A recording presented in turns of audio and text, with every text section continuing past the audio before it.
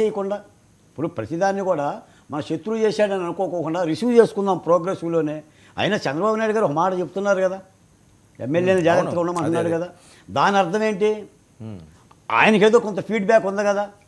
అందరం కలిసికట్టు మీకు ఒక్క మాట కూడా చెప్తా. చంద్రబాబు నాయుడు గారు మొన్న మధ్య చెప్పాడు, ఈ రోజు మనకు 124 సీట్లు వచ్చినాయి అంటే గత ప్రభుత్వం మీద ప్రజలు కసితో, యావగింపుతో, తిరుగుబాటుతో ఓటేశారని అర్థం చేసుకోండి అని అన్నారు.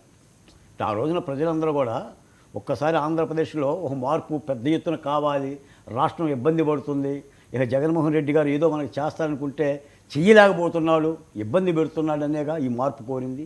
వాళ్ళ ఆశల నుంచి ఆలోచిస్తుందని చెప్పి అనుకుంటున్నా. నాకు తెలిసి అయితే కూటమి ప్రభుత్వం డబ్బులు లేకపోయినా కింద మీద పడే ప్రయత్నం చేస్తుంది తప్ప ఎక్కడ కూడా అన్యాయమైన పద్ధతి అయితే చేయట్లేదు. మీకు ఇంకో మాట కూడా చెప్తాను సార్. ఇప్పుడు రాజ్యహింస ఎప్పుడైనా ఆంధ్ర రాష్ట్రంలో ఉందా? డాక్టర్ సుధాకర్ లాంటి సంఘటన, డ్రైవర్ సుబ్రహ్మణ్యం లాంటి సంఘటన. ఇప్పుడు కూడా వైసీపీ పార్టీ ఇంకా జగన్మోహన్ రెడ్డి గారి కారు చక్రాల కింద దళితులు పడుతున్న సందర్భం ఉంది. దాన్ని ఇంకా వాళ్ళు పశ్చాత్తాపడటం కానీ కనీసం దానికి ఏమన్నా సంజాయిషి చెప్పడం కూడా లేదు. కానీ ఈ రప్ప అంటామో, లేదంటే నీ బట్టలు ఎప్పదీస్తా, వాడి బట్టలు ఎప్పదీస్తా, లేదా నా బట్టలు ఎప్పదీసుకుంటా, చంపేస్తా, నరికేస్తా, చీకట్లో కన్ను కొట్టండి, పగలే ఏసేయండి మొత్తాన్ని అని చెప్పేసిన మాటలు తప్ప ఏముంది చెప్పండి. ఇప్పుడు ఇక్కడ ప్రతిపక్ష పార్టీలో మాత్రం ప్రోగ్రెస్ రిపోర్టే ఉందండి. మేము ఎందుకు ఓడిపోయాం, ఎందుకు ఓడిపోవాల్సి వచ్చింది, ఏమంటే 151 సీట్లు 11కు వచ్చిందంటే నిజంగా అధినేత ఎంత చిత్తశుద్ధిగా ఆలోచించాలండి. ఎంత నిజాయితీగా మళ్ళీ తిరిగి ప్రజల దగ్గరికి వెళ్ళటానికి గౌరవంగా చేసుకోవాల్సిన అవసరం ఉంది కదా. సో దీని పరిగణలోకి తీసుకోవాల్సి ఉందా లేదా? తీసుకుంటే మంచిదేనండి. ఒకవేళ జనసేన మీద కూడా అదే వ్యతిరేకత కనిపిస్తుంది. ఇప్పుడు తెలుగుదేశం పార్టీలోనే 72 మంది ఎమ్మెల్యేలు ఉన్నప్పుడు జనసేన పార్టీలో 14 మంది ఉండటంలో పెద్ద తేడా ఏముంది? అందరూ ఒకటే ప్రభుత్వం కదా, విడివిడి ప్రభుత్వాలు ఏం కాదు కదా. 3 పార్టీలు 21లో 14 వ్యతిరేకత కనిపిస్తుంది అక్కడ. ఒకవేళ నిజమైతే ఇది కనుక కావాలని దురుద్దేశపూర్వకంగా ఇప్పుడు రఫీ గారు చెప్పినట్టుగా ఒక రాజకీయ పార్టీ చేయించి ప్రభుత్వాన్ని అప్రదిష్ట పాలు చేద్దాం అని ఉద్దేశించేద్దామని చెప్పిస్తే కొట్టేస్తారు. నిజంగానే కొంతమంది ఎవరు విద్యార్థులు, ఐటీ విద్యార్థులు నిజంగా ప్రభుత్వాన్ని అంటే ఈ సర్వేలు చేస్తూనే ఉంటారుగా. ఇప్పుడు మీ ఇష్టం నా ఇష్టంతో ఆధారపడి ఉండవు కదా. గతంలో జగన్మోహన్ రెడ్డి గారి మీద కూడా చేశారు కదా ప్రభుత్వాలు. అంటే మంచి ఉంటే తీసుకుందాం, చెడు అయితే దాన్ని ప్రజలకు అర్థం చేసుకుంటే సరిపోతుంది. అంటే నేను అనేది ఏంటంటే రాష్ట్రంలో కూటమి ప్రభుత్వం ప్రజలను ఇబ్బంది పెట్టిన సంఘటన అయితే ఏ ఒక్కటి నాకు తెలిసి లేదు. అంటే ఇస్తున్న పథకాలు కష్టపడి ఇస్తున్నారు, పథకాల నుంచి వెనక్కబోలేదు. ఇప్పుడు పెన్షన్లు 4,000 ఇస్తున్నారు. సరే, ఇప్పుడు లక్ష్మణ చెప్పినట్టుగా ఒక వ్యక్తి ఏదన్నా 3 దఫాలుగా పడితే ఒకవేళ సాక్ష్యాధారాలు చూపిస్తానంటే అనొచ్చులే, కానీ పడుతున్నాయిగా, ముగ్గురికి పడ్డాయిగా. మరి గతంలో ఒకరికే ఇచ్చింది వైసీపీ, 2కి ఇస్తామని చెప్పింది, ఎంతో కొంత పడ్డాయిగా ముగ్గురికి.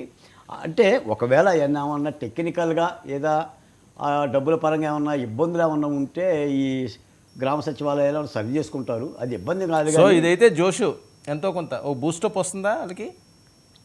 నాకు తెలిసి అయితే ఇప్పుడు రాజకీయాలు చాలా త్వరితంగా మారినాయి వర్మ గారు. 5 ఏళ్ల వరకు చూసే పరిస్థితి కూడా ఓటర్ లేడు. ఇప్పుడు జగన్మోహన్ రెడ్డి గారు ఆగట్లేదు కదండి, ఏడాదే కదా పరిపాలన అయ్యింది. మరి ఏడాదిలోనే ఆయనే ఇప్పుడు సజ్జల రామకృష్ణారెడ్డి గారు ఏమన్నారండి, ఆంధ్రప్రదేశ్లో ఎమర్జెన్సీ రోజులు తలపిస్తున్నాయి అని అన్నారు. మీకు అనిపిస్తుందండి ఆంధ్రప్రదేశ్లో ఎమర్జెన్సీ ఉందని? అంటే ఒక వల్లభనేని వంశీని అరెస్ట్ చేస్తే ఎమర్జెన్సీ వచ్చినట్టేనండి. ఇప్పుడు ఈ రోజున మీరు మిథున్ రెడ్డి గారి సంగతి తీసుకోండి, అసలు డంప్ చేశారంటండి దుబాయ్లో. ఏం డంప్ చేశారు? మద్యం డబ్బులు. ఎలాగా మద్యం డబ్బులు డంపే చేశారంట. మరి ఎండమాల సీరియల్ లాగా మలుపులు తిరుగుతుంది. షిప్లో పట్టుకెళ్ళారు, షిప్లో తీసుకెళ్లారు, లారీలో తీసుకెళ్లారు.